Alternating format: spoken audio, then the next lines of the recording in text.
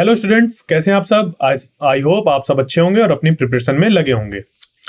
कल हम लोग ने मोशन इन 2 डायमेंशन पढ़ा था और उसमें यह सीखा था कि अगर कोई एक पार्टिकल कहीं पर है तो उसको हम लोग अगर एक प्लेन में जैसे गिवन है तो उसको हम लोग वेक्टर्स के थ्रू रिप्रेजेंट कर सकते हैं।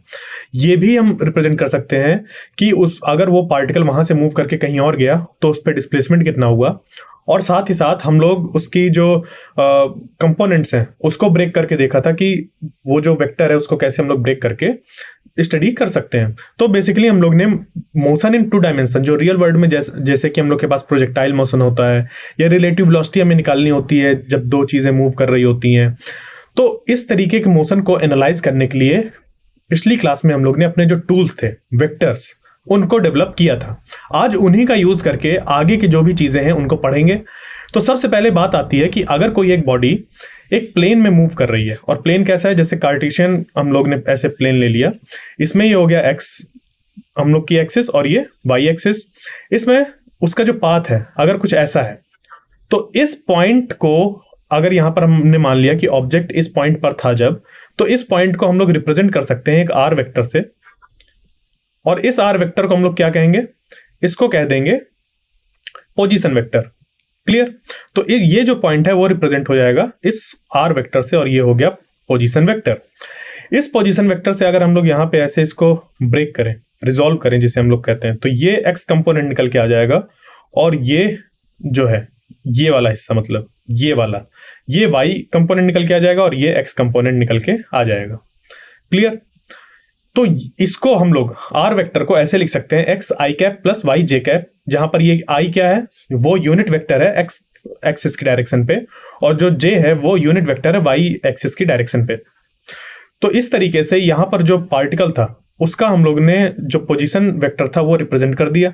अब अगर उसी पोजीशन पे हम लोग को ये फाइंड करने की उसी जगह पर वेलोसिटी क्या होगी उस पार्टिकल की, तो हम लोग क्या करेंगे, हम लोग कर सकते हैं इस तरीके से D R by D T, D R by D T. तो जब D R by D T करेंगे यानी कि क्या हो जाएगा D X by D T, और ये I cap plus D Y by D T और जे कैप, और D X by D T बन जाएगा वी एक्स। क्या बन जाएगा वी एक्स, और यहां पे हो गया I cap plus V Y J cap. मतलब D X by D T को हम लोग ने लिख दिया वी एक्स और D Y by D T को लिख दिया वी वाई। यानी कि इस पॉइंट पर अगर हम लोग वेलोसिटी की बात करें और उसकी डायरेक्शन कुछ ऐसे है, तो यहां पर इधर वाली वेलोसिटी हो गई वी एक्स और इधर वाली हो गई वी वाई, और ये जो वेलोसिटी है वो हो गई वी। तो यहां पर इसको ऐसे वी लिख सकते हैं। अब अगर इसका हम लोग को मैग्नीट्यूड फाइंड करना है, जैसे कि हम लोग ने अलग अलग ऐसे कंपोनेंट से निकाल लिए कि वी एक्स क्या होगा और वी वाई क्या होगा, तो जो रिजल्टेंट यहां पर निकल के आएगा वो निकल के आ जाएगा वेलोसिटी कितनी, under root X square plus V Y square. ये चीजें ध्यान रखनी है। कैसे निकल के आया, रिजल्टेंट निकालने का, किसी भी 2 वेक्टर का रिजल्टेंट निकालने का कल मैंने फॉर्मूला बताया था, वो क्या होता है आर इज इक्वल टू, जिसको हम लोग लॉ ऑफ कोसाइंस भी कहते हैं, तो ये होता है आर। अगर रिजल्टेंट हम लोग का मैग्नीट्यूड निकालना है तो वेक्टर का जो ए वेक्टर है उसका मैग्नीट्यूड का स्क्वायर प्लस बी वेक्टर के मैग्नीट्यूड का square plus 2ab cos theta, जहां पर थीटा क्या है ए और बी के बीच का एंगल। अब ये जो Vx और Vy यानी कि ये जो वेलोसिटीज हैं वो हैं एक दूसरे के परपेंडिकुलर डायरेक्शन में, यानी कि इस जगह पर जो एंगल फॉर्म हो रहा है वो है 90 डिग्री। तो cos 90 की वैल्यू होती है 0, तो ये वाला टर्म क्या हो जाता है, हट जाता है, तो सिर्फ बचता है ये ए स्क्वायर प्लस बी स्क्वायर। तो यानी कि इस कंपोनेंट और इस कंपोनेंट का स्क्वायर करके जब हम लोग ऐड करेंगे फिर अंडर रूट ले लेंगे तो ये वेलोसिटी निकल के आ जाएगी। तो इस पार्टिकल की यहां पर वेलोसिटी कितनी निकल के आ गई, ये चीज v is equal to V X I plus V Y J. तो इस पॉइंट पर ये जो वेलोसिटी है उसको हम लोग 2 पार्ट में ऐसे ब्रेक करके लिख सकते हैं, जहां पर वी एक्स हो गया D X by D T और वी वाई हो गया D Y by T T. और अगर मैग्नीट्यूड निकालना है तो ये निकल के आ जाएगा। और इसी में अगर हम लोग को यहां पर फाइंड करना है कि ये हॉरिजॉन्टल के साथ कितना एंगल फॉर्म हो रहा है, ठीक है, ये वाला यहां पर एंगल कितना फॉर्मूला हो रहा है, अगर अल्फा मान लीजिए कि अल्फा हम लोग एंगल देख रहे हैं, तो वो क्या हो जाएगा यहां पर, वो हो जाएगा V Y by V X, और इसका हम लोग ले लेंगे tan इनवर्स, तो ये निकल के आ जाएगा थीटा। ठीक है, ये कहां से निकल के आया, ट्रिग्नोमेट्री से। तो इन चीज़ों को हमें ध्यान रखना होता है कि कभी भी 2 डायमेंशन में अगर हम लोग को वेलोसिटी दी हो, जैसे कि Vx और Vy, और फिर वहाँ पर रिजल्टेंट वेलोसिटी कितनी होगी वो निकालना है, तो हम ऐसे निकाल लेंगे, और हॉरिजॉन्टल के साथ कितना एंगल फॉर्म हो रहा है उससे ये निकाल लेंगे। फिर उसी तरीके से अगर हम लोग को एक्सेलरेशन निकालना है तो ये जो v है इसको डिफ्रेंशिएट कर देंगे dv/dt। जब करेंगे तो ये यहाँ पर डिफ्रेंशिएट करेगा और इस जगह पर डिफ्रेंशिएट करेगा, तो ये dvx/dt हो जाएगा i कैप प्लस dvy/dt और j कैप। तो ये यहां से हम लोग का निकल के आ गया एक्सेलरेशन।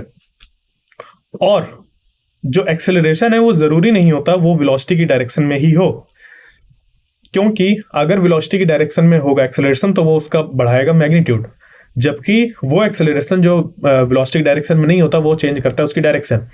तो यहाँ पर जो एक्सेलरेशन है वो भी 2 कंपोनेंट्स पे निकल के आएगा, जैसे ax और ay। तो इससे यहाँ पर जो चेंजेस हैं वो उसकी डायरेक्शन और मैग्नीट्यूड दोनों को चेंज करेंगे वेलोसिटी की। फिर अगर हम लोग को यहाँ पर एक जो हम लोग का दिया हुआ है ये एक्सेलरेशन का वेक्टर वो दिया हो और वेलोसिटी वेक्टर दिया हो, और उनके बीच में हम लोग को फाइंड करना हो कि कितना एंगल फॉर्म हो रहा है, क्योंकि जैसे अभी बताया कि वेलोसिटी और एक्सेलरेशन का डायरेक्शन जरूरी नहीं है सेम हो। तो उसको निकालने के लिए हम लोग क्या करेंगे, इस चीज का यूज करेंगे। तो ये चीज आई कैसे, उसको देख लेते हैं। ये आया कुछ ऐसे, जो कॉस थीटा होता है हम लोग का वो होता है velocity vector divided by velocity vector का यहाँ पर मॉड, और इसका हम लोग यहाँ पर कर देंगे ये एक्सेलरेशन जो है उसका वेक्टर, और ये यहाँ पर डॉट प्रोडक्ट हो जाएगा और इसको डिवाइड कर देंगे उसके मैग्नीट्यूड से। यानी कि ये जो हो गए ये हो गए यूनिट वेक्टर, और ये भी बन गया यूनिट वेक्टर। कैसे, वेक्टर को उसी के मैग्नीट्यूड से डिवाइड कर दिया तो सिर्फ हमें यूनिट वेक्टर यहाँ पर फॉर्म हो गया। तो इसको हम लोग लिख सकते हैं v कैप, और ये हो जाएगा a कैप। तो यहां से फिर कॉस इनवर्स उधर ले लेंगे, यानी कि जो हम लोग इनवर्स लेंगे दोनों तरफ ले लेंगे, तो इधर वाला हम लोग का सिर्फ थीटा बचेगा और इधर कॉस इनवर्स आ जाएगा, और फाइनली ये निकल के आ जाएगा। तो अगर हम लोग को एक्सेलरेशन और वेलोसिटी के बीच में एंगल फाइंड करना है कि कितना होगा तो इसका यूज करेंगे, और इस तरीके से किसी भी मोशन को हम लोग यहाँ पर एनालाइज कर देंगे। इसकी हेल्प से, इसकी और इन बाकी फॉर्मूलेज की हेल्प से। क्लियर।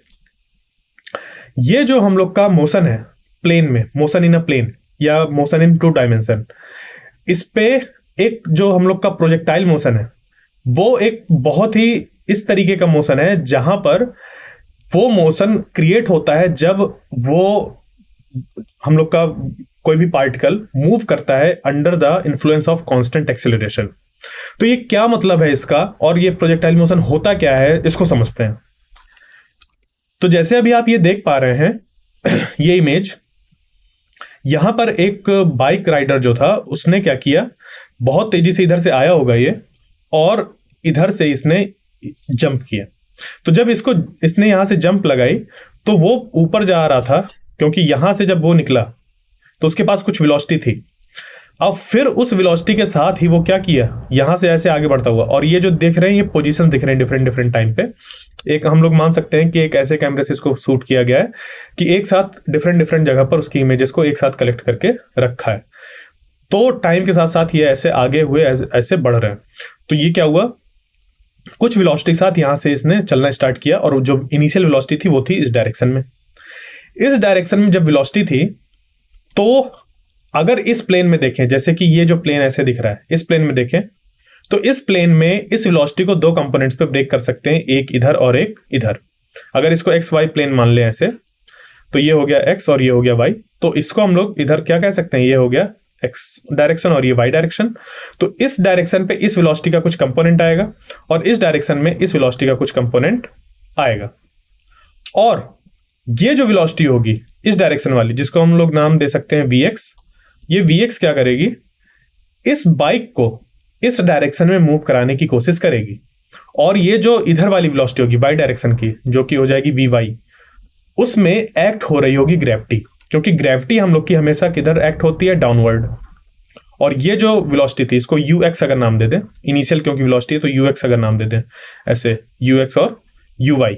तो इनिशियली जो इसकी वेलोसिटी थी वो हम लोग की क्या हो गई ये, और इस वर्टिकल वाली वेलोसिटी में एक्ट हो रहा है एक्सेलरेशन डाउनवर्ड।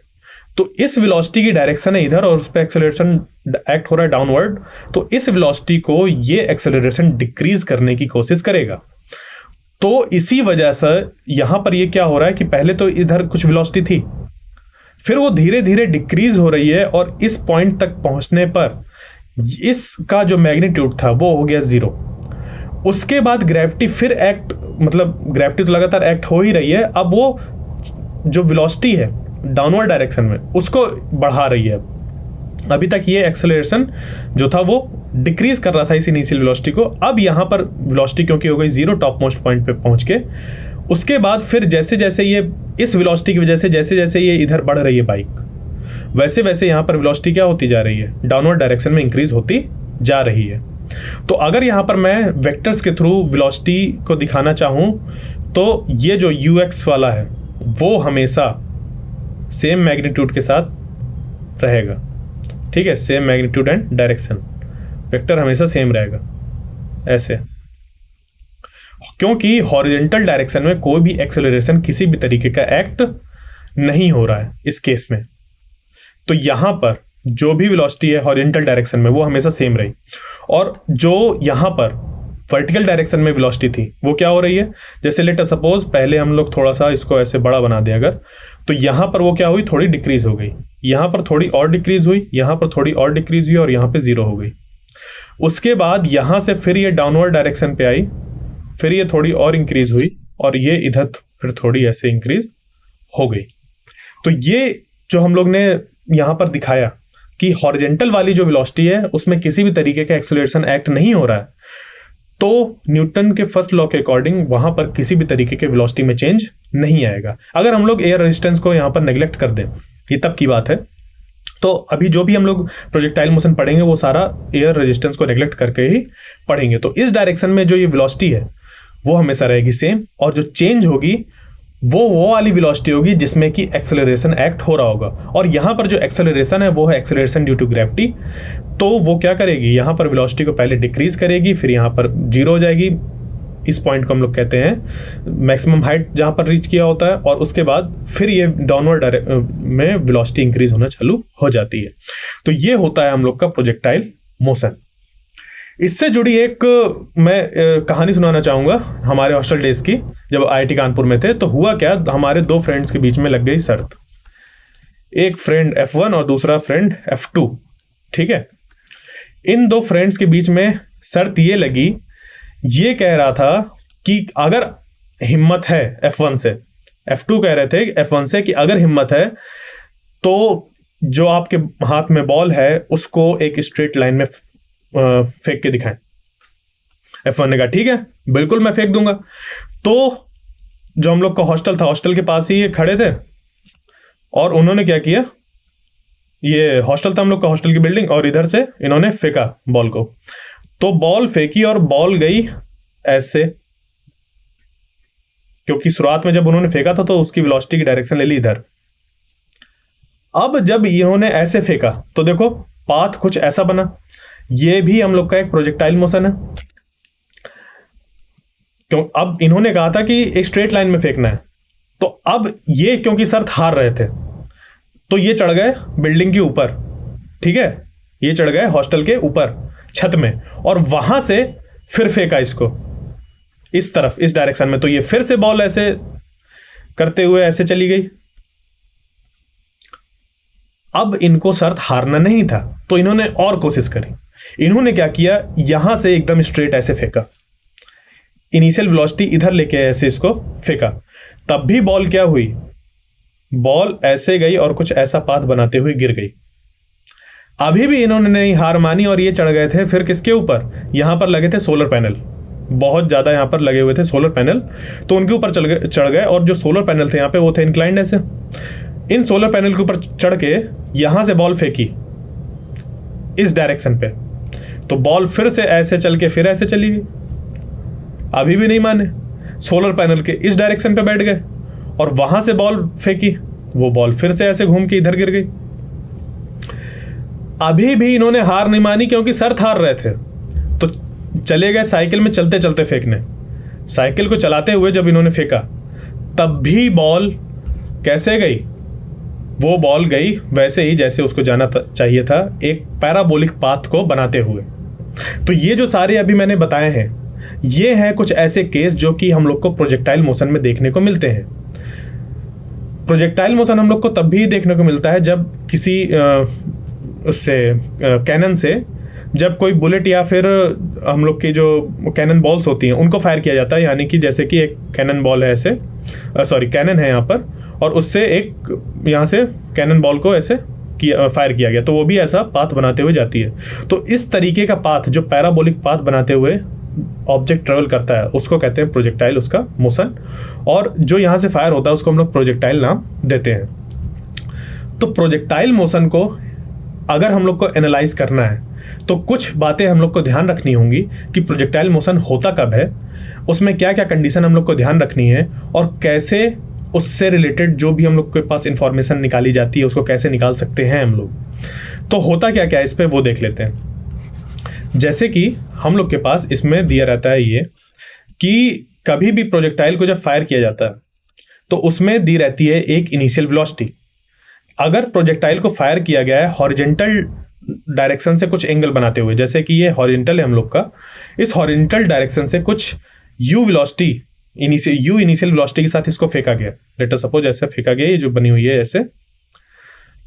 तो ये अब कैसे यहां पर परफॉर्म करेगा, ये कैसे मूव करेगा, तो देखिए सबसे पहले हम लोग को क्या ध्यान रखना है कि जब भी इस तरीके का हम लोग के पास होता है कि कोई एक पार्टिकल फेंका गया है under the influence of constant acceleration और वो किसी एक प्लेन में फेंका गया है, तो उसको हम लोग एनालाइज कर सकते हैं, उसके मोशन को एनालाइज कर सकते हैं सेपरेटली वन डायमेंशन में। मतलब इस डायमेंशन में जो भी हम लोग एनालाइज करेंगे, मतलब कि उसकी जो वेलोसिटी होगी वो इस डायरेक्शन की वेलोसिटी से अफेक्ट नहीं करेगी। इस डायरेक्शन या फिर इस डायमेंशन वाली चीज़ों को हम लोग अलग ट्रीट कर सकते हैं और इधर अलग ट्रीट कर सकते हैं। यानी कि इधर का वेलोसिटी अलग, इधर का एक्सेलरेशन अलग, इधर की वेलोसिटी अलग और इधर का एक्सेलरेशन अलग। इन दोनों को जो ज्वाइंट कर रहा होता है या इन दोनों को कंबाइन कर रहा होता है वो कर रहा होता है टाइम टी। क्योंकि ये जो ऑब्जेक्ट है वो तो सेम है ना, इस ऑब्जेक्ट की वेलोसिटी किसी टी टाइम पर हॉरिजॉन्टल डायरेक्शन में कुछ अलग होगी और वर्टिकल डायरेक्शन में कुछ अलग होगी, बट जो टाइम है इन दोनों वेलोसिटी के लिए उस जगह पर सेम होगा। तो इस बात को ध्यान रखिएगा कि भले ही हम लोग इन दो चीज़ों को डिफरेंट डायमेंशन में सेपरेटली सॉल्व कर सकते हैं, मतलब इधर की वेलोसिटी आप कंसीडर कर लीजिए और उधर की वेलोसिटी कंसीडर कर लीजिए, फिर उसको एनालाइज करिए। बट कभी अगर उनसे इंफॉर्मेशन हम लोग को एक दूसरे से रिलेट करना होगा तो वो करेंगे टाइम के थ्रू, क्योंकि टाइम किसी भी इंस्टेंट पर सेम होता है। इस जगह पर जैसे बॉल है तो इस जगह पर जो वेलोसिटी होगी और जो इधर वेलोसिटी होगी उस पर जो टाइम वाला टर्म हम लोग अगर मल्टीप्लाई करके लेट अस सपोज हम लोग को डिस्टेंस निकालना है तो वो दोनों में सेम यूज होगा। तो ये चीज़ें हैं, इनको अगर अच्छे से आपने ग्रैस्प कर लिया तो किस प्रोजेक्टाइल मोशन में किसी भी तरीके की जो चीज़ें आएंगी उनको सॉल्व करना बहुत आसान हो जाएगा। साथ ही साथ इसमें एक और चीज़ आती है, जैसे कि हम लोग के पास अगर कोई ऑब्जेक्ट है और वो मूव कर रहा है under the influence of gravity exactly vertical direction में, इस तरीके से उसमें कोई हॉरिजॉन्टल वेलोसिटी नहीं है इनिशियली, ठीक है। तो इस केस में अगर इनिशियल वेलोसिटी इसी तरफ है और उसको मैं नाम दे दूं यू वाई, ठीक है, यू वाई नाम है, तो ये वेलोसिटी, इस वेलोसिटी के साथ जब कोई पार्टिकल ऊपर जाएगा तो ऊपर पहुंचकर इस जगह पर उसकी फाइनल वेलोसिटी कितनी हो जाएगी, 0। तो जब फाइनल वेलोसिटी 0 हो जाएगी तो अगर हम लोग ये देखें v is equal to U plus AT, इस इक्वेशन में अगर हम लोग एक्सेलरेशन का टर्म पुट करें, एक्सेलरेशन एक्ट हो रहा है इधर और इनिशियल वेलोसिटी इधर, दोनों का डायरेक्शन अपोजिट, और जो फाइनल वेलोसिटी है वो है 0, तो 0 इज इक्वल टू यहां पर ये क्या हो जाएगा यू वाई और माइनस जी टी, मतलब U Y is equal to G T, ये निकल के आ गया।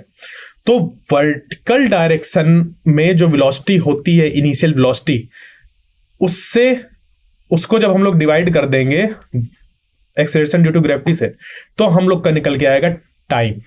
और ये टाइम कौन सा टाइम होगा, जिस टाइम पे इसकी वेलोसिटी हो गई है 0, यानी कि ये जो बॉल है प्रोजेक्टाइल के अंदर मैक्सिमम हाइट पर अपने पहुंच गया है, ठीक है। तो इस टाइम पर ये जो बॉल है वो पहुंची है इस जगह पर, ठीक है, वो बॉल पहुंची है इस जगह पर और इतना ही टाइम उसको और लगेगा नीचे आने में। अगर यहाँ पर ये प्योरली हॉरिजॉन्टल सरफेस है तो इतना ही टाइम और लगेगा उसको यहाँ से यहाँ तक नीचे आने में। यानी कि अगर हम बात करें कि टोटल टाइम ऑफ फ्लाइट हमारा क्या है, टोटल टाइम ऑफ फ्लाइट हमारा क्या है, वो हो जाएगा ऊपर जाकर नीचे आने में लगने वाले समय के बराबर। यानी कि time of flight is equal to 2t और ये हो जाएगा 2uy/g। तो हमें ये याद रखना है कि किसी भी तरीके का प्रोजेक्टाइल मोशन हो, अगर हम लोग को टाइम ऑफ फ्लाइट निकालना है तो वर्टिकल डायरेक्शन में क्या वेलोसिटी है, वर्टिकल डायरेक्शन में क्या वेलोसिटी है उसको यहां पर पुट करेंगे तो हम लोग का टाइम ऑफ फ्लाइट निकल कर आ जाएगा। और अगर हम लोग को रेंज निकालनी हो, रेंज क्या होता है? रेंज होता है कि जब यहां से प्रोजेक्टाइल को फायर किया गया कुछ एंगल थीटा बनाते हुए, तो ये जो प्रोजेक्टाइल है वो कितनी दूरी तक गया, हॉरिजॉन्टल डायरेक्शन में कितना मैक्सिमम गया, तो ये जो होती है चीज इसको कहते हैं रेंज ऑफ प्रोजेक्टाइल। तो रेंज ऑफ प्रोजेक्टाइल कैसे निकलेगा? अब देखिए ये जो रेंज है वो किस डायरेक्शन में है? एक्स डायरेक्शन में। तो एक्स डायरेक्शन में हम लोग इस्तेमाल करेंगे एक्स डायरेक्शन वाली वेलोसिटी को। जो वेलोसिटी है हम लोग की वर्टिकल डायरेक्शन वाली उसको भूल जाइए, ठीक है। हम लोग सिर्फ इसको वन डायमेंशन में मोशन को ऐसे ट्रीट कर सकते हैं, मतलब ये मान सकते हैं कि जो पार्टिकल है इसको अगर सिर्फ यहां से यहां तक चल के ऐसे गया होता तो हम लोग इसको ऐसे भी कंसीडर कर सकते हैं, ठीक है। तो ये किस वेलोसिटी से गया था? वो गया था ux। तो अगर हम लोग को रेंज फाइंड करना है, क्या फाइंड करना है? रेंज। तो रेंज फाइंड करने के लिए क्या करेंगे हम लोग? देखिए रेंज यानी एक तरीके की डिस्टेंस जो कि हॉरिजॉन्टल डायरेक्शन में ट्रेवल करी गई है। तो हम लोग डिस्टेंस कैसे निकालते हैं? Speed into time. और ये स्पीड हम लोग को किस तरफ की लेनी है या वेलोसिटी किस डायरेक्शन की लेनी है? हॉरिजॉन्टल डायरेक्शन की। और हॉरिजॉन्टल डायरेक्शन में जो वेलोसिटी होती है उसको कहते हैं ux। उसको क्या कहते हैं? ux कहते हैं। तो ux और यहां से लेकर यहां तक आने में टाइम कितना लगा है? Capital T, time of flight जिसे कहते हैं। तो कभी भी हम लोग को रेंज निकालना होगा तो हम लोग कोशिश करेंगे किसी भी तरीके के प्रोजेक्टाइल का मोशन दिया हो उस प्रोजेक्टाइल मोशन पे ux को निकालने का और उसको मल्टीप्लाई करना किससे? टाइम ऑफ फ्लाइट से। तो ये हम लोग की निकल के आ जाएगी रेंज। अब बात आती है कि अगर हम लोग को ये फाइंड करना है कि मैक्सिमम ये कितना हाइट ऊपर रीच करा, यानी कि अगर यहाँ से ऐसे देखें इस पे तो ये जो ये वाला ये मैक्सिमम पॉइंट था ये हॉरिजॉन्टल से कितने ऊपर था। अगर इस चीज को हम लोग को फाइंड करना है तो कैसे फाइंड करेंगे? देखिए वर्टिकल डायरेक्शन पे ये मोशन हो रहा है, मतलब इसको ऐसा भी एनालाइज किया जा सकता है कि एक बॉल ऊपर गई और नीचे आ गई, ठीक है। तो जब हम लोग वर्टिकल डायरेक्शन वाली वेलोसिटी को चूज करेंगे और उस पे मल्टीप्लाई करा देंगे किसका? टाइम का। और कितने टाइम का? जितना टाइम लगा ऊपर जाने में। ऊपर जाने में कितना टाइम लगा? इतना। इस टाइम का जब हम लोग मल्टीप्लाई करा देंगे तो हम लोग का निकल के आ जाएगा क्या? ये मैक्सिमम हाइट।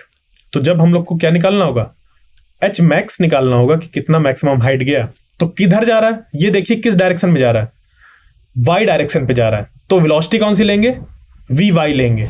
अब वी वाई अंडर इन्फ्लुएंस है किसके? हम लोग के इसके ग्रेविटी के, ठीक है। ग्रेविटी के इन्फ्लुएंस पे होगी, बट चालू तो वेलोसिटी तो इतनी ही ली होगी ना उसने ऊपर जाने के लिए। तो यहां पर हम लोग का क्या आ जाएगा कि जो एच मैक्स है उसको निकालने के लिए अब ये जो, क्योंकि under the influence of gravity है, ठीक है, under the influence of gravity है। तो चलिए जो हम लोग की इक्वेशन होती है, third equation of motion, v square is equal to U square plus 2as, ठीक है, इस इक्वेशन को। तो फाइनल वेलोसिटी यहां पर कितनी हो रही है? 0 हो रही है। यहां पर फाइनल वेलोसिटी कितनी हो रही है?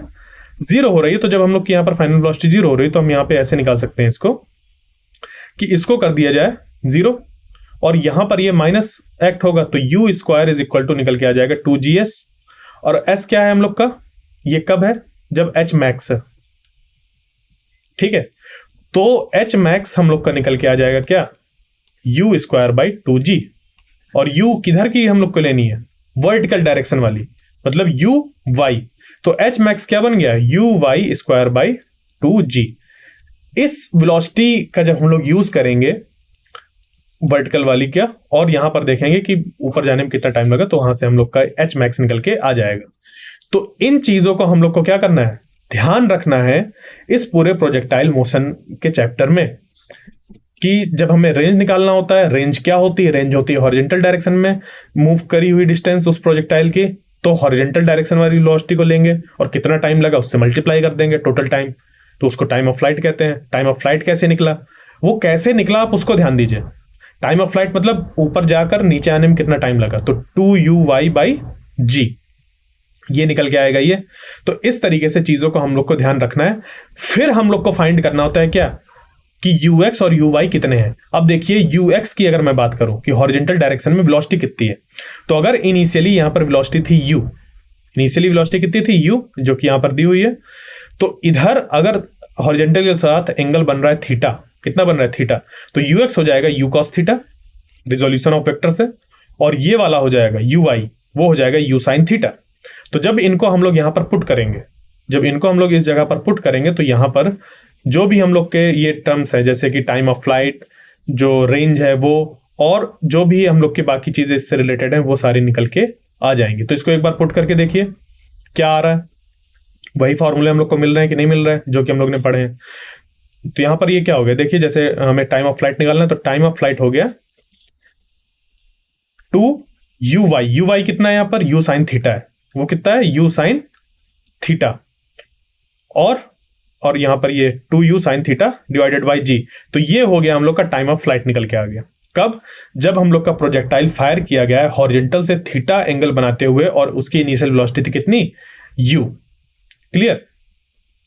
फिर उसके बाद यहां पर हमें क्या निकालना है, रेंज अगर निकालना है, तो रेंज निकालने के लिए क्या निकल के आ जाएगा, यहां पर रेंज होता है हम लोग की ये डिस्टेंस हॉरिजॉन्टल डायरेक्शन में, तो हॉरिजॉन्टल डायरेक्शन की बात आ गई, तो यूज करेंगे हॉरिजॉन्टल वेलोसिटी जो कि है ux, और ux हम लोग का यहां पर कितना कंपोनेंट है, u cos थीटा के बराबर, तो ux की जगह पर रख देंगे u cos थीटा और टाइम ऑफ फ्लाइट से मल्टीप्लाई कर देंगे। टाइम ऑफ फ्लाइट से जब हम लोग मल्टीप्लाई करेंगे तो ये बन जाएगा, ये टाइम ऑफ फ्लाइट यहां पर मल्टीप्लाई हो जाएगा, तो ये हो जाएगा 2u sin theta divided by g, और इसको हम लोग जब सिंप्लीफाई करेंगे तो ये बन जाएगा u स्क्वायर, और 2 sin थीटा cos थीटा बन जाएगा sin 2 theta divided by g। तो ये निकल के आ गया रेंज का फॉर्मूला। ठीक है, तो क्या ध्यान देना है हम लोग को, यही ध्यान देना है कि दो डायमेंशन में सेपरेटली हम लोग वर्क करते हैं, और रिलेट किससे होता है दोनों चीजें, दो डायमेंशन एक दूसरे से, टाइम से, ये बहुत ध्यान रखना है। फिर उसके बाद हम लोग को जैसे एच मैक्स निकालना है, तो यू वाई यहां पर रखिए, यू वाई कितना है, यू साइन थीटा, तो एच मैक्स निकल के कितना आ जाएगा, H max is equal to U square sine square by 2g, ये निकल के आ जाएगा हम लोग का एच मैक्स की इतनी मैक्सिमम हाइट वो रीच करेगा, फिर मतलब नीचे आने के पहले। क्लियर, ये चीजें हमें ध्यान रखनी है, इस तरीके से निकालना है। अब यहां पर हम लोग के पास क्या है आगे, जो अभी मैं केस बता के आया, हॉरिजॉन्टल ग्राउंड से जब हम लोग ने किसी एक प्रोजेक्टाइल को फायर किया, तो उस पर हम लोग क्या लेते हैं, हॉरिजॉन्टल डायरेक्शन में या फिर एक्स डायरेक्शन में velocity U cos theta, Y direction पे यू साइन थीटा, जब उसको पुट करेंगे तो एच मैक्स ये निकल के आ गया, टाइम ऑफ फ्लाइट ये निकल के आ गया, मैक्सिमम रेंज ये निकल के आ गया, और इसके साथ ही हमें एक और चीज ध्यान रखनी है, वो है ये इक्वेशन ऑफ मोशन। ठीक है, किस तरीके की, मतलब वो जो हम लोग का पाथ है, इक्वेशन ऑफ पाथ भी हम लोग कह सकते हैं, और ये एक पैराबोला की इक्वेशन है। तो यहां पर ये क्या है, इसको समझ लेते हैं। ये क्या लिखा हुआ है, y is equal to X tan theta minus G X square by 2u square cos square theta. यानी कि किसी भी टाइम पर, जैसे कि ये ऐसा प्रोजेक्टाइल हम लोग का मोशन हो रहा है, उसमें यहां से किसी प्रोजेक्टाइल को फायर किया गया है, और जब इसको फायर किया गया तो यहां पर क्या हुआ, ये कुछ इनिशियल वेलोसिटी u थी, उससे ये क्या हुआ, अगर इधर पे बात करें हम लोग इस जगह पर, तो इस जगह पर जो इसका हम लोग का कंपोनेंट है वो है यहां पर ये x, और ये है इस जगह पर ये y, कि y इतना यहां पर ट्रेवल किया इसने। ठीक है, अगर हम लोग x और y एक्सिस की बात कर रहे हैं, तो अगर हम लोग यहां पर ये x पुट कर दें कि यहां पर जैसे दिया और d, और पूछा है कि यहां पर y मतलब ऊंचाई कितनी होगी, तो हम लोग क्या करेंगे, यहां पर x की वैल्यू पुट कर देंगे, थीटा यहां पर जो एंगल फॉर्म हो रहा होगा इनिशियल वेलोसिटी का वो है, जी क्या है भाई, acceleration due to gravity, X Y फिर से, और यहाँ पर कॉस स्क्वायर थीटा और यू इनिशियल वेलोसिटी, इसको पुट करेंगे तो हमें ये पता चल जाएगा कि उसने अभी कितनी हाइट यहाँ पर रीच करी है। तो इस तरीके से ये चीजें हमारी निकल के आती हैं। अब चलते हैं इस पे अगले उस पे, और एक हम लोग यहाँ पर एग्जाम्पल लेंगे। एग्जाम्पल क्या है, एग्जाम्पल पे क्या है, a projectile is fired from the origin with initial velocity you making an angle theta two the horizontal. तो देखिए इस पे क्या है कि एक हम लोग का प्रोजेक्टाइल जिसको फायर किया गया हॉरिजेंटल से कुछ एंगल थीटा बनाते हुए, उसकी वेलोसिटी थी इनिशियल, ठीक है, ये यू हो गया। A hurdle of height h is kept at a distance d in horizontal direction. d मतलब इधर h हाइट का एक यहां पर हर्डल रखा गया, ठीक है, h हाइट का यहां पर हर्डल रखा गया है, और उस हर्डल से फिर क्या करना है हम लोग को, ये देखना है कि ये हर्डल जब जो कि d डिस्टेंस पे रखा था हॉरिजेंटल पे, वो जो प्रोजेक्टाइल फायर किया गया है वो इस हर्डल को क्रॉस कर जाएगा या नहीं। मतलब कि ऐसा तो नहीं कि ये इससे टकरा जाएगा जाके हर्डल से, या फिर यहीं ये इधर ही कहीं पे गिर जाएगा प्रोजेक्टाइल, या फिर ये आगे ऐसे निकल जाएगा। तो इसको चेक करने के लिए हम लोग क्या करेंगे, यूज करेंगे जो हम लोग की पाथ इक्वेशन होती है, ठीक है, उसका यूज करके जो x की वैल्यू होगी उसको पुट कर देंगे d। तो x को जब पुट करेंगे हम लोग d, उस केस में अगर y की वैल्यू इस h से क्या आ जाती है, ज्यादा आ जाती है, यानी कि जब इस प्रोजेक्टाइल का x कोऑर्डिनेट d है तब y कोऑर्डिनेट h से ज्यादा है, तो वो इससे टकराएगा नहीं और ये इसको ऐसे पार करते हुए आगे निकल जाएगा। तो यही हम लोग की कंडीशन होती है, और इस कंडीशन को हमें ध्यान रखना है। तो ये आगे पूछा था कि what is that condition so that it passes the hurdle. तो यही वो कंडीशन है कि हाइट h से ये y जो हम लोग का निकल के आना चाहिए कोऑर्डिनेट, वो ज्यादा होना चाहिए, तो इससे टकराएगा नहीं। तो ये मैं बताना चाह रहा था कि जो हम लोग की इक्वेशन होती है पाथ की, उसको कैसे यूज करते हैं। क्लियर। आगे चलते हैं इसके नेक्स्ट केस में, जहां पर प्रोजेक्टाइल को फायर किया जाता है किसी टावर से making an angle theta with horizontal. तो इस केस में क्या होता है, जैसे कि ये हम लोग का एक टावर दिया हुआ है, ठीक है, इस टावर से इस प्रोजेक्टाइल को फायर किया गया, इनिशियल वेलोसिटी u है, तो इसको हम लोग दो कंपोनेंट्स पे ब्रेक कर सकते हैं। एक हो जाएगा u cos थीटा जो कि है ux, और एक हो जाएगा u y जो कि हो जाएगा u sin थीटा। अब जो एक्सेलरेशन एक्ट हो रहा होगा वो इस वाली वेलोसिटी में एक्ट हो रहा होगा, और हॉरिजेंटल डायरेक्शन में कोई भी उस वेलोसिटी में किसी भी तरीके का एक्सेलरेशन एक्ट नहीं हो रहा है। तो अगर हम लोग से इस तरह के केस में पूछ लिया गया, इस तरीके से क्वेश्चन आए हुए हैं पहले, तो इसी वजह से मैंने इसको चूज किया है कि इस केस को पढ़ते हैं। तो अगर इस पे पूछ लिया कि रेंज कितनी होगी, ये कहां तक जाके ये गिरेगा, तो देखो अगर ये टावर से फेंका गया है जिसकी हाइट h है, कितनी है, h है, तो यहां से जब फेंका गया तो यहां तक आने में तो वो हॉरिजेंटल को फिर यहाँ पे क्रॉस कर गया, बट क्योंकि उसके पास क्या है, इधर हॉरिजेंटल डायरेक्शन में वेलोसिटी है और उस पर किसी भी तरीके का चेंज नहीं आ रहा है, तो according to Newton's first law वो इस डायरेक्शन में मूव करने की कोशिश करेगा, जिसकी वजह से ये और आगे यहाँ से बढ़ जाएगा, ठीक है, और ये एक्स्ट्रा इतने डिस्टेंस को कवर करेगा। तो जब हम लोग को ये फाइंड करना है कि यहाँ पर कितनी रेंज होगी, तो इसके लिए हम लोग क्या करेंगे, इसके लिए यूज करेंगे हम लोग कि y की जगह पर अगर पुट कर दे -h। क्यों?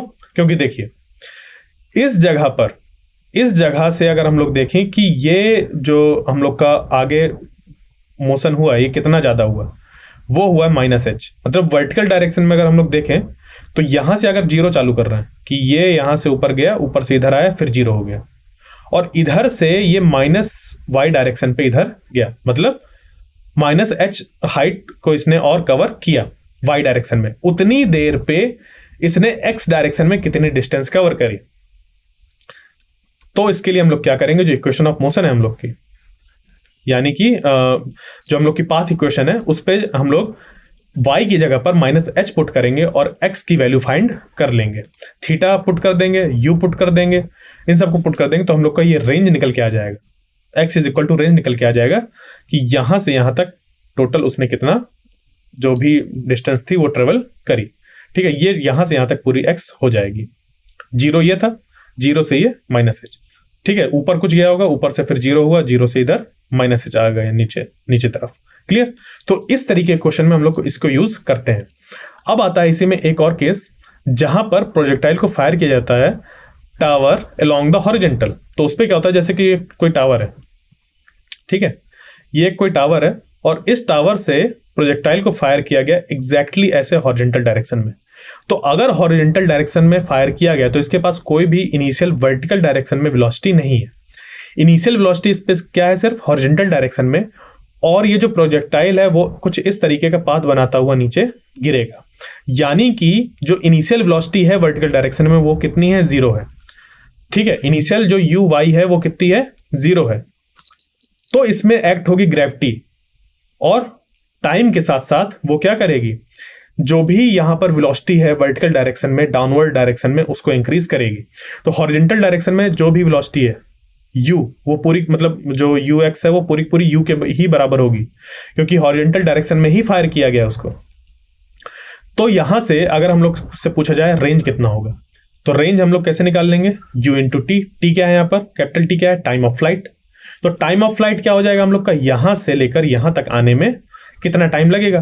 तो अगर इसकी टावर की हाइट h है, ठीक है, तो ऊपर से अगर बॉल को नीचे गिराया जाए तो इनिशियली उसकी वेलोसिटी कितनी है वर्टिकल डायरेक्शन में, 0। तो उसको कितना टाइम लगेगा, उसको यहां पे टाइम लग जाएगा 2h/g। ये कहां से निकल के आया, जो हम लोग की इक्वेशन ऑफ मोशन होती है सेकंड वाली, उससे इसको निकाल लेंगे। ठीक है, कैसे, s is equal to ut plus half at²। Initial velocity 0 है, वर्टिकल डायरेक्शन की बात हो रही है, ठीक है, और यहां पर यह आ जाएगा g, और किधर एक्ट हो रहा है, डाउनवर्ड डायरेक्शन में। ठीक, और जो h है वो भी मोशन हम लोग का निगेटिव h में ही होगा। यहां से अगर 0 मानते हैं, इस जगह से हम लोग अगर 0 मानते हैं और इधर लेके जाते हैं तो ये इधर भी निगेटिव h हो जाएगा और इधर भी यहाँ पे माइनस हो जाएगा। तो h इज इक्वल टू हो जाएगा gt²/2। फिर ये चल जाएगा ऊपर 2h/g और अंडर स्क्वायर ले लेंगे तो ये निकल के आ जाएगा 2 t के बराबर। ठीक है, तो यही हम लोग का क्या हो जाएगा, टाइम ऑफ फ्लाइट, क्योंकि इतना ही टाइम तो उसको लगेगा ऊपर से नीचे तक आने में जितना कि वर्टिकल अगर यहां से ड्रॉप किया जाता तो आ जाता। तो टाइम ऑफ फ्लाइट से हम लोग क्या करेंगे, यहां पर u का मल्टीप्लाई करा देंगे तो हम लोग को मिल जाएगी रेंज। क्लियर? तो ये हो गया हम लोग का टाइम ऑफ फ्लाइट और ये रेंज। और किसी भी टाइम पर अगर हम लोग को फाइंड करना है कि जो हम लोग की वेलोसिटी है हॉरिजॉन्टल डायरेक्शन में u, क्योंकि वो तो चेंज नहीं होगी, ux यानी कि हॉरिजॉन्टल डायरेक्शन में वेलोसिटी, और वो कितनी है u, क्योंकि उधर कोई एक्सेलरेशन एक्ट नहीं हो रहा। और इधर क्या हो रहा है, वेलोसिटी लगातार बढ़ती जा रही है क्योंकि एक्सेलरेशन एक्ट हो रहा है डाउनवर्ड। तो uy जो है हम लोग की, ठीक है, वो क्या होती जाएगी, बढ़ती जाएगी। अब इसको u नहीं नाम दे सकते हैं, यहाँ पे हम लोग क्या दे देंगे, vy, वर्टिकल डायरेक्शन में, क्योंकि इनिशियल वेलोसिटी के लिए हम u यूज करते हैं। तो हम लोग यहाँ पर क्या ले लेंगे, vy। और अगर इस जगह पर हम लोग को फाइंड करना है कि हॉरिजॉन्टल के साथ यहाँ पर कितना एंगल फॉर्म हो रहा है इसका, यहाँ पर जो ऐसे मोशन हो रहा है, तो उसके लिए क्या हम लोग का निकल के आ जाएगा कि यहाँ पर जो वेलोसिटी है वो डिवाइडेड अपॉन दिस। तो ये कितना हो जाएगा, वो हो जाएगा gt। अगर हमें वेलोसिटी निकालनी है तो ये हो जाएगी gt, क्योंकि एक्सेलरेशन हम लोग का एक्ट हो रहा है, उस पर कितना टाइम लगा उतना, और ये हम लोग का निकल के आ जाएगा अल्फा इज इक्वल टू ये वर्टिकल कंपोनेंट, वो हो जाएगा gt divided by horizontal component, वो हो गया u, और यहां पर ले लेंगे tan इनवर्स। तो ये हम लोग का एंगल निकल के इस तरीके से आ जाएगा। तो ये चीजें हमने यहां पर ध्यान रखनी होती है। इन फॉर्मूले से हम लोग बहुत ढेर सारे क्वेश्चन को सॉल्व कर सकते हैं, और यही इस पे जो जरूरी कॉन्सेप्ट होता है वो यही होता है। आगे चलते हैं। अब जब हम लोग ने एक प्रोजेक्टाइल को फायर किया एक इंक्लाइंड प्लेन से, ठीक है, तो when projectile is fired in inclined plane, तो उस केस में क्या होगा, अब देखिए यहां से, जैसे कि एक प्लेन है हम लोग का कुछ ऐसा, ये एक हॉरिजॉन्टल है, और यहां पर जो प्लेन फॉर्म हो रहा है वो हम लोग का कुछ इस तरीके से फॉर्म हो रहा है, लेट अस सपोज इस तरीके से, ठीक है। और इस प्लेन का जो एंगल है वो हॉरिजॉन्टल के साथ कितना है, थीटा है। क्लियर? हॉरिजॉन्टल के साथ यहां पर एंगल थीटा हो गया, और जो प्रोजेक्टाइल है उसको फायर किया गया ऊपर से, यहां से, तो ये प्रोजेक्टाइल कुछ ऐसा यहां पर ऐसे फॉल होगा। तो अब हम लोग को क्या करना होता है, अगर इस जगह पर इनिशियल वेलोसिटी u थी और एंगल अल्फा था, तो इसके हम लोग कंपोनेंट्स ब्रेक कर लेंगे। ये हो जाएगा u cos अल्फा, और इधर हो जाएगा u sin अल्फा। क्लियर, ये हो गया। और फिर अब देखिए ये जो जी है, जी एक्ट कर रहा है इधर, और इसके साथ जब थीटा के साथ हम लोग जी के कंपोनेंट ब्रेक करेंगे तो इस डायरेक्शन में जी का कंपोनेंट निकल के आ जाएगा जी साइन थीटा। इस तरीके से, मतलब अगर देखें कि जी इधर है तो इधर वाला कंपोनेंट हो गया जी साइन थीटा और इधर वाला हो जाएगा जी कॉस थीटा।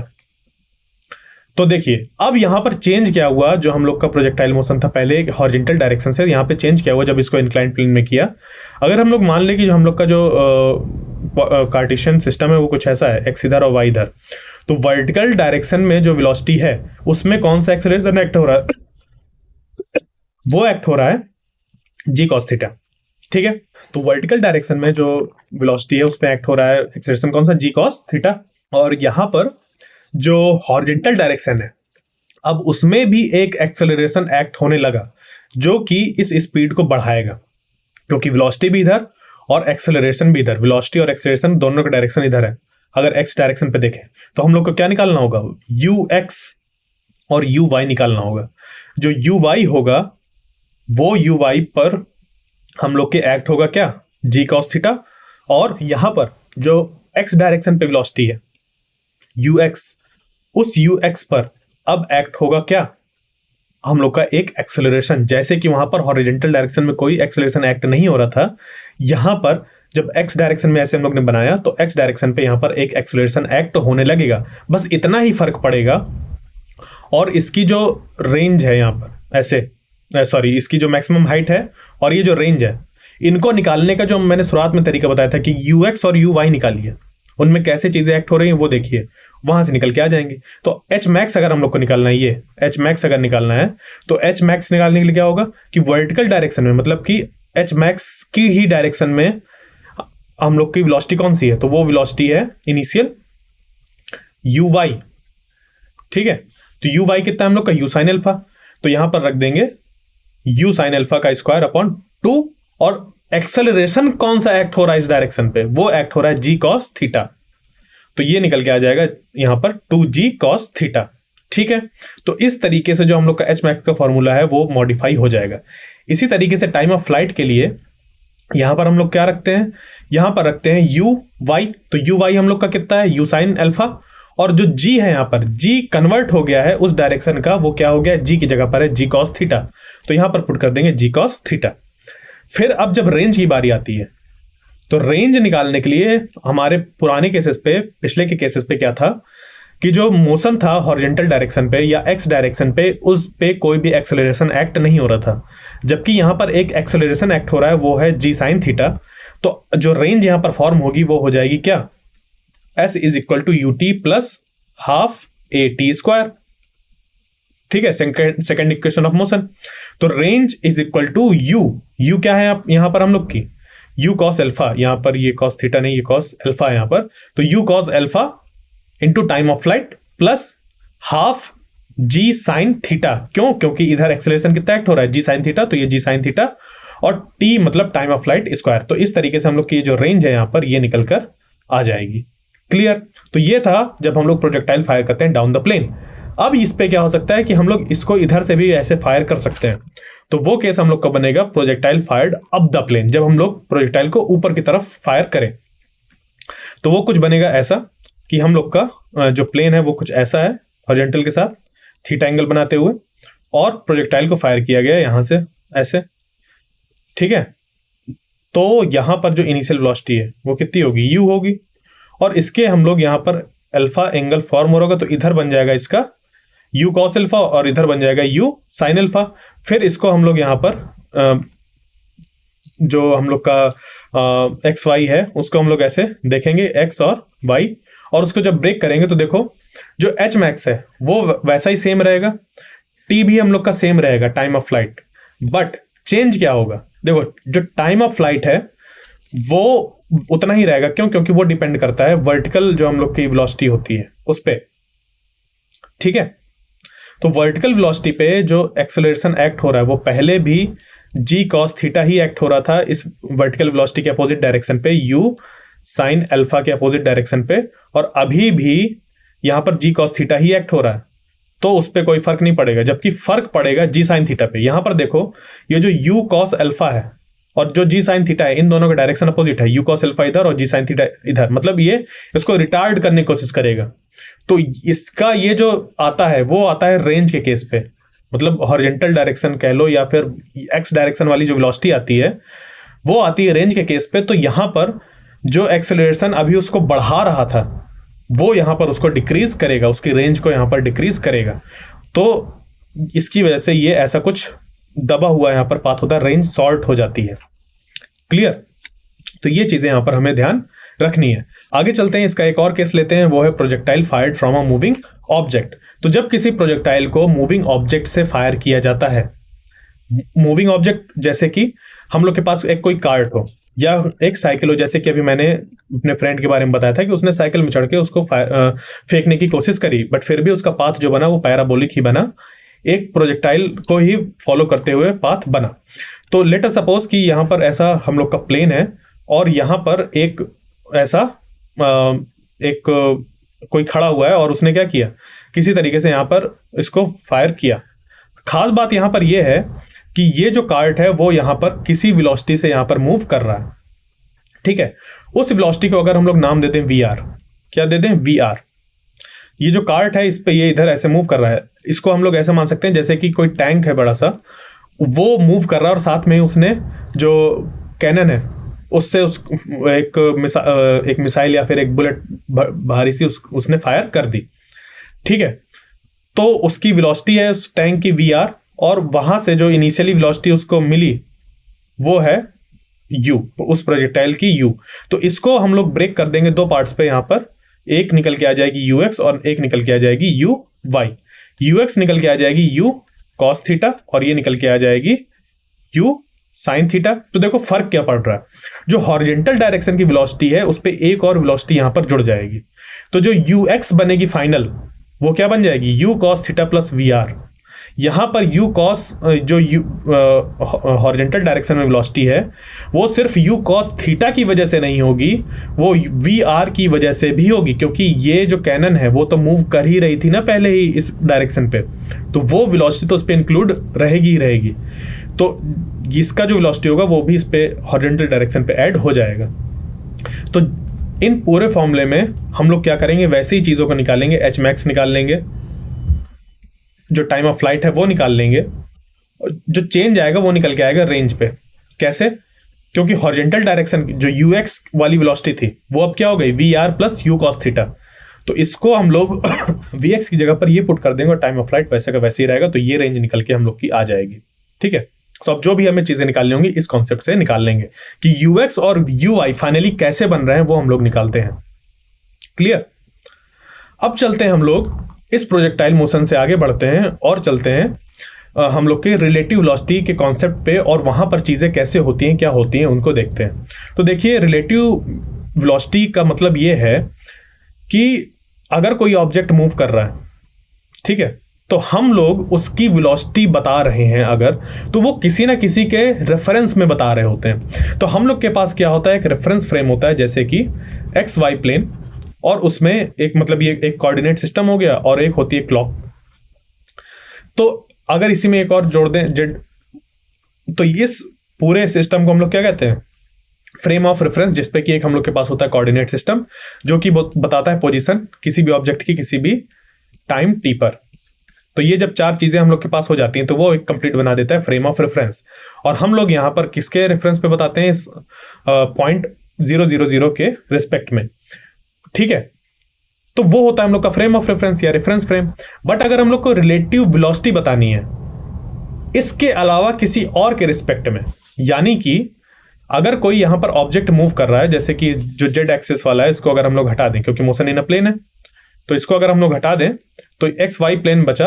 तो कोई ऑब्जेक्ट यहां पर मूव कर रहा है, या अभी मान लें कि अभी वो रेस्ट में, अभी क्या मान लें कि यहां पर कोई ऑब्जेक्ट है वो है रेस्ट में, और यहां पर ऑब्जर्वर है, इस ऑब्जेक्ट के ऊपर क्या है, ऑब्जर्वर यहां पर ऐसे खड़ा हुआ है। ये ऑब्जर्वर क्या ऑब्जर्व कर रहा है कि यहां पर एक पार्टिकल जो है वो 6 मीटर पर सेकेंड की स्पीड से मूव कर रहा है। ठीक है, और ये जो 6 मीटर पर सेकेंड है वो किसके रेफरेंस में है, इसके रेफरेंस में है, तो हमें बताना है कि इसको कैसे दिखाई देगा।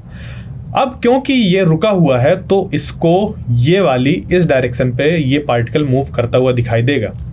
तो हम लोग क्या लिख सकते हैं, हम लोग ऐसा लिख सकते हैं इसको कि इस ऑब्जर्वर के लिए जो इसकी वेलोसिटी दिखाई दी वो कितनी दिखाई दी, 6 मीटर पर सेकंड। यानी कि जो इसकी वेलोसिटी थी, इस बॉडी बी की वेलोसिटी थी ऑब्जर्वर के रिस्पेक्ट में, तो velocity of body B with respect to observer वो थी 6 मीटर पर सेकंड।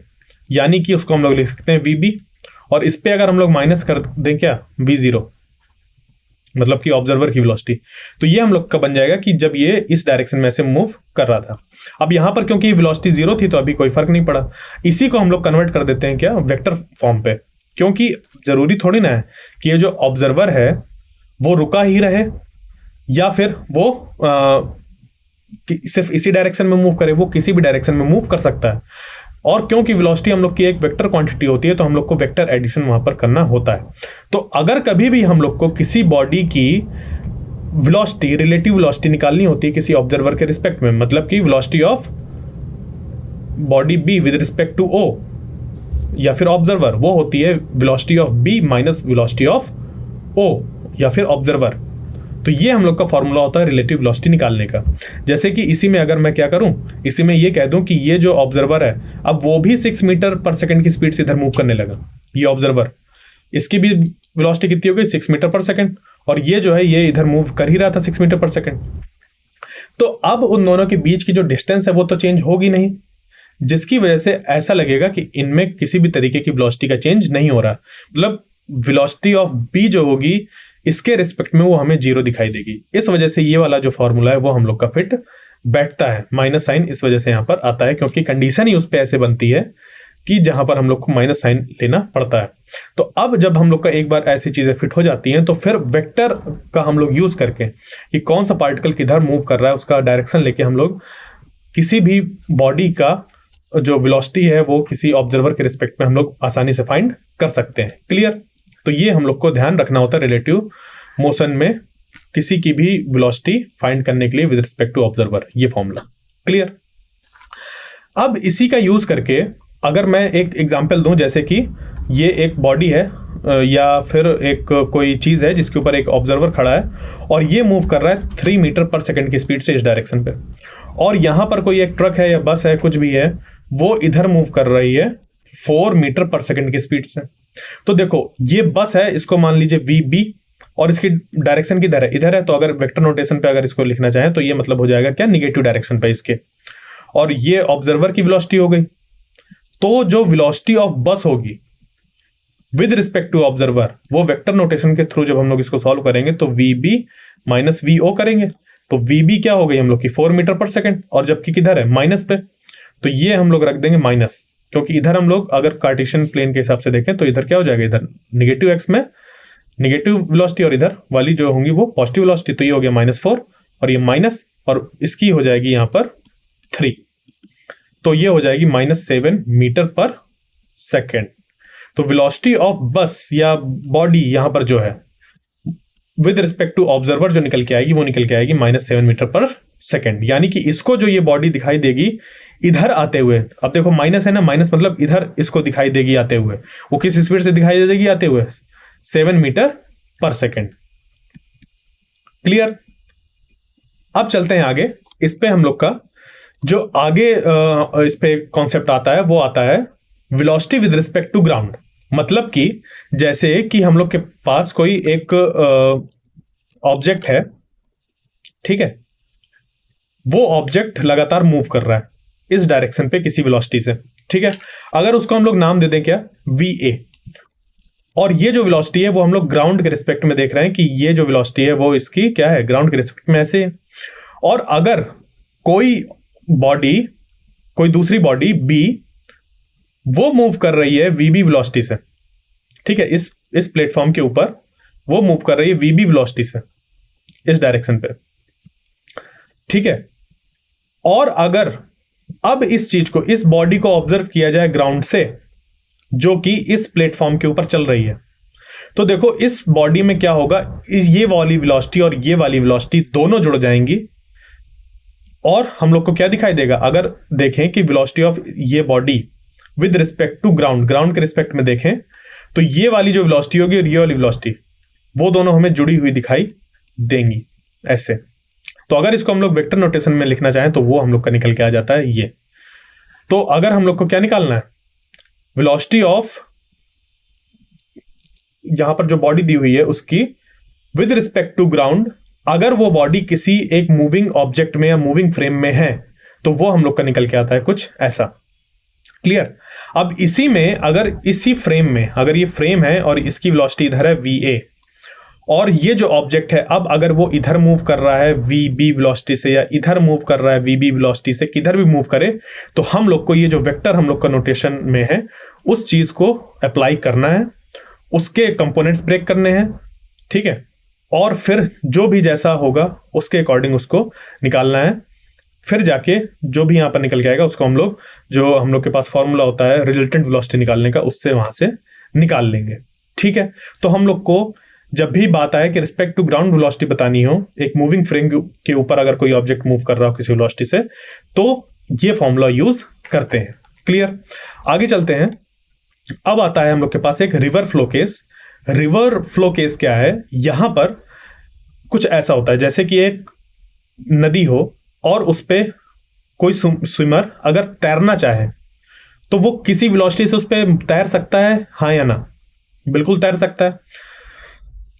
तो लेट अस सपोज अगर यहां पर वाटर स्टिल था, क्या था?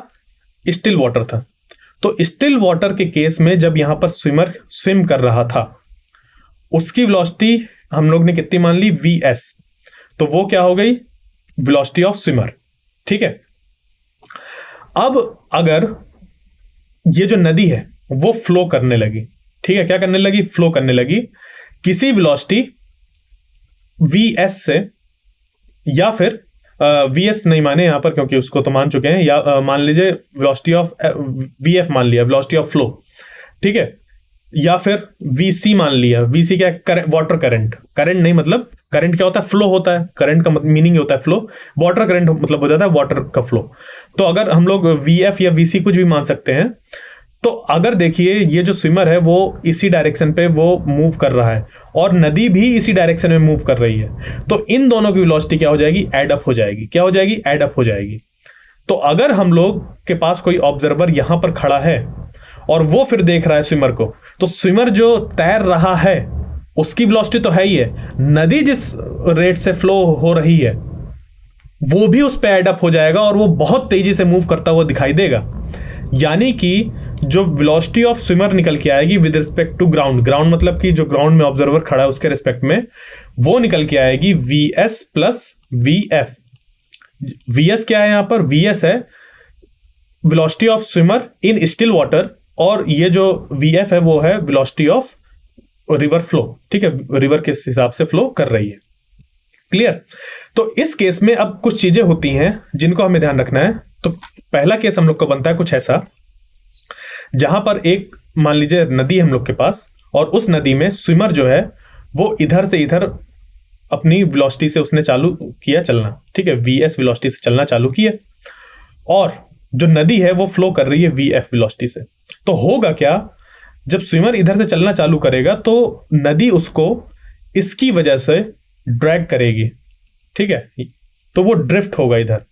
ठीक है, और वो फाइनली कुछ पहुंच जाएगा इस तरफ। क्यों? क्योंकि जो रिवर के फ्लो की डायरेक्शन है वो है vf और इस पे इधर जो है वो ऐसे एक्ट हो रहा है vs, तो जो रिजल्टेंट बनेगा वो बनेगा कुछ इस तरफ। तो वही यहां पर बन रहा है कि ये हो गया हम लोग का vf और ये हो गया रिजल्टेंट वेलोसिटी। तो ये कुछ, अब देखिए ये वेलोसिटी इधर थी तो ये ऐसे ऐसे मूव करते हुए इधर तक चल जाएगा। यानी कि अगर ये जो नदी है अगर वो स्टिल रहती तो ये जो स्विमर है वो इधर जाता, किधर जाता? इधर जाता। बट क्योंकि ये फ्लो कर रही है vf वेलोसिटी से, तो ये जो स्विमर है वो ड्रिफ्ट कर जाएगा इस डायरेक्शन में। ठीक है, वो इधर पहुंचने की बजाय वो पहुंच जाएगा इस तरफ, जिसको हम लोग कहते हैं xd। ठीक है, ड्रिफ्ट कहते हैं। x क्या हो गया? डिस्प्लेसमेंट, और किसकी वजह से? यहां पर ड्रिफ्ट हो रहा है। तो देखिए इस डायरेक्शन में अगर हम लोग को डिस्टेंस बतानी है तो इसी डायरेक्शन की हम लोग लेंगे वेलोसिटी। इस डायरेक्शन में वेलोसिटी क्या है? वो है vf। और उस पर मल्टीप्लाई करना होगा टाइम का। तो ये अभी अब मैं बता के आया हूं कि टाइम हम लोग यूज कर सकते हैं, जो दूसरे डायमेंशन की टाइम हम लोग अगर कैलकुलेट करें तो वहां से हम लोग टाइम का यूज कर सकते हैं। तो हम लोग क्या करेंगे, टाइम निकालेंगे इधर से। अगर ये जो नदी है वो डी विड्थ की होती और जो स्विमर है वो वीएस वेलोसिटी से मूव कर रहा होगा, तो यहां से वहां तक जाने में उसको टाइम लगेगा D by V S, distance upon velocity. तो जितना टाइम में वो इधर से इधर पहुंचता उतने ही टाइम में वो इधर से इधर पहुंच गया। क्यों? क्योंकि ये वाली वेलोसिटी भी एक्ट कर रही थी। तो एक्सडी निकालने के लिए हम लोग क्या करेंगे, जो इस डायरेक्शन में वेलोसिटी है, इस वाले डिस्प्लेसमेंट की डायरेक्शन में वेलोसिटी, उसमें टाइम को मल्टीप्लाई कर देंगे तो डी बाई वी एस निकल के आ जाएगा। तो इस तरीके से हम लोग ड्रिफ्ट को कैलकुलेट करते हैं। दूसरा केस इसी में ये होता है कि जब स्विमर इस डायरेक्शन में अपनी स्विमिंग स्टार्ट ना करके कुछ एंगल बनाते हुए स्विम करे, ठीक है, क्या करे, कुछ एंगल बनाते हुए स्विम करे। जैसे कि यहां पर ये जो वी एस है वो इधर ना हो, वो हो किधर, कुछ इस डायरेक्शन में वी एस हो। तो जब इधर होगा तो हम लोग क्या करेंगे, इसको कंपोनेंट ऐसे ब्रेक कर देंगे। एक कंपोनेंट इधर लेंगे और एक कंपोनेंट इसका इस तरफ लेंगे और ये यहां से ले लेंगे एंगल थीटा। तो ये वाला जो डायरेक्शन हो जाए में वेलोसिटी हो जाएगी वो हो जाएगी वी एस कॉस थीटा, जो कि इसको क्रॉस कराने के लिए, इसको कहते हैं क्रॉसिंग वेलोसिटी। इस वेलोसिटी से वो इस जो नदी है उसको क्रॉस करेगा और जो वी एस कॉस थीटा निकल के आएगा, ठीक है, V S cos theta, sorry sine theta, ठीक है, वी एस साइन थीटा, वो काउंटर बैलेंस करने की कोशिश करेगा इस रिवर के फ्लो की डायरेक्शन को। तो जो इस डायरेक्शन में, ड्रिफ्ट की डायरेक्शन में जो फाइनल वेलोसिटी बनेगी वो क्या बनेगी, V F minus V S sine theta, ठीक है। तो इसको हम लोग क्या करेंगे, ड्रिफ्ट कैलकुलेट करने के लिए मल्टीप्लाई कर देंगे उसी टाइम से। और यहां पर टाइम कैसे निकालेंगे, डिस्टेंस अपॉन इस डायरेक्शन में जो वेलोसिटी है, तो ये निकल के आ जाएगा वी एस कॉस थीटा। तो इस तरीके से हम लोग ये जो ड्रिफ्ट के केस हैं उनको सॉल्व करते हैं। अब बात आती है हम लोग के पास इसी में टू डायमेंशनल मोशन में रेनफॉल से रिलेटेड। काफी क्वेश्चंस आते हैं हम लोग के रेनफॉल से रिलेटेड, मतलब ये हर साल तो नहीं आते बट हम लोग को ये मिल जाते हैं, ठीक है, पहले ये काफी आते थे। तो ये जो रेनफॉल वाले हम लोग के क्वेश्चन है वो कैसे सॉल्व किए जाते हैं और उस पर कैसे रिलेटिव वेलोसिटी का यूज किया जाता है। तो देखिए है क्या यहाँ पर कि अगर कोई ऑब्जेक्ट ऐसे मूव कर रहा है, ठीक है, लेट अस सपोज जो ऑब्जर्वर है वो इस डायरेक्शन में मूव कर रहा है वी ओ वेलोसिटी से, और जो रेनफॉल है वो वर्टिकल से फॉल हो रही है डाउनवर्ड डायरेक्शन, कितनी वेलोसिटी से, यहाँ पर रेनफॉल की वेलोसिटी मान लीजिए वी आर है, ठीक है, ये हो गया इसकी डायरेक्शन। तो अगर ऑब्जर्वर की बात की जाए कि ऑब्जर्वर को उस रेन की वेलोसिटी कैसे फील होगी हॉरिजॉन्टल डायरेक्शन में, तो वो होगी माइनस वी ओ। तो रेन फॉल जो वर्टिकल डायरेक्शन में फॉल हो रही है उसकी वेलोसिटी हो गई कितनी, वी आर। और वही रेन जो ऑब्जर्व हो रही है ऑब्जर्वर को, उस रेन की वेलोसिटी हॉरिजॉन्टल डायरेक्शन में जाएगी माइनस वी ओ। अगर ऑब्जर्वर इधर मूव कर रहा है तो जो हम लोग की रेन है, रेन ड्रॉप्स है, अगर ऑब्जर्वर इस तरफ ऐसे जा रहा है तो उसको क्या लगेगा कि जो रेन ड्रॉप्स है वो उसकी तरफ ऐसे आ रही हैं। तो हॉरिजॉन्टल डायरेक्शन की वेलोसिटी क्या होगी, just opposite to the velocity की जो डायरेक्शन है ऑब्जर्वर की, जबकि मैग्नीट्यूड उसका सेम ही रहेगा। क्लियर? जैसे कि कभी आपने साइकिल चलाई हो या बाइक चलाई हो बारिश में, तो ऑब्जर्व किया होगा जैसे जैसे आप अपनी स्पीड बढ़ाते हैं वैसे उतनी तेजी से आपके जो रेन ड्रॉप्स होते हैं वो आपके शरीर से टकराते हैं। यानी कि वो जो आपको ऑब्जर्व हो रही है हॉरिजॉन्टल वेलोसिटी, वो आपकी ही वेलोसिटी ऑब्जर्व होती है अपोजिट डायरेक्शन में। तो इस तरीके से जो रिजल्टेंट निकल के आएगा इन दो वेलोसिटी का, वो निकल के आ जाएगा ऐसा। और ये हम लोग की हो जाती है velocity of rain with respect to observer. तो यहां पर हम लोग यूज करते हैं ये कैसे निकल के आया, माइनस वीओ कैसे निकल के आया, क्योंकि यहां पर ये इसकी डायरेक्शन ऐसे माइनस वीओ है, ये वीओ तो ऑब्जर्वर की थी और ये माइनस वीओ है।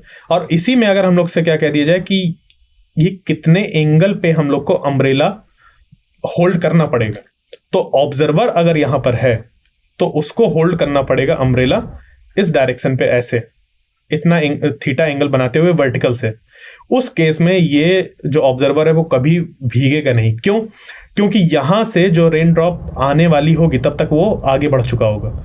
जैसे जैसे वो ये वाली ड्रॉप यहां तक आने वाली होगी तब तक वो आगे बढ़ चुका होगा, और यहां पर जो इसके पास आने वाली थी वो इस अम्ब्रेला से यहाँ पर ऐसे ढक जाएंगी। ठीक है, तो इस डायरेक्शन पे उसको अम्ब्रेला को अपने होल्ड करना पड़ता है। क्लियर? तो इसमें एक क्वेश्चन को हम लोग देख लेते हैं, क्या दिया हुआ इस पे, अ रेन इज फॉलिंग वर्टिकली। अब देखिए यहाँ पर ये जो एंगल दिया होता है ना, ये हम लोग को ये कैसे निकलेगा, वही थीटा है ना, तो tan थीटा, tan थीटा क्या होता है, परपेंडिकुलर अपॉन बेस। थीटा इधर बन रहा है तो बेस ये होगा, परपेंडिकुलर इधर, तो ये इसके मैग्नीट्यूड को हम लोग क्या करेंगे, डिवाइड कर देंगे इससे, और यहाँ पर हम लोग के tan थीटा के बराबर हो जाएगा। थीटा यहाँ पे tan इनवर्स v अपन v और निकल के आ जाएगा। ठीक है, अब देखिए ये जो हम लोग के पास क्वेश्चन है उसको देखते हैं, क्या दिया हुआ है, rain is falling vertically with velocity 25 metre पर सेकेंड। मतलब कि जो रेन की वेलोसिटी है वो कितनी है, V R is equal to 25 metre पर second. A women rides a bicycle with speed 10 metre पर सेकेंड। तो जो ऑब्जर्वर की स्पीड है वो कितनी है, 10 मीटर पर सेकेंड।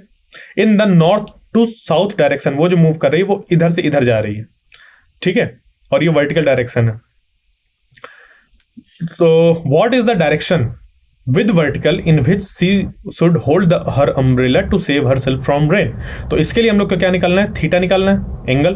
तो थीटा इज इक्वल टू हो जाएगा tan इनवर्स वर्टिकल के साथ हम लोग को एंगल बनाना है ना, और ये जो वी ओ है वो है इस डायरेक्शन की, हमें लेना है माइनस वी ओ। तो ये एंगल ऐसे बनेगा, मतलब ये जो वेलोसिटी वो ऐसे बनेगी माइनस वी ओ, और ये थीटा हो जाएगा। तो यहां से क्या बन जाएगा, ये 10/25, और जब इसको आप सॉल्व करेंगे तो ये निकल के आ जाएगा हम लोग का tan इनवर्स 0.4। तो इस तरीके से जो हम लोग के मोशन इन 2 डायमेंशन में है वो क्वेश्चंस आते हैं, यानी कि प्रोजेक्टाइल मोशन पे आते हैं, हम लोग के रिलेटिव वेलोसिटी में आते हैं, रिलेटिव वेलोसिटी में डिफरेंट डिफरेंट केसेस होते हैं। तो इन सब चीज़ों से हम लोग के क्वेश्चन आते हैं।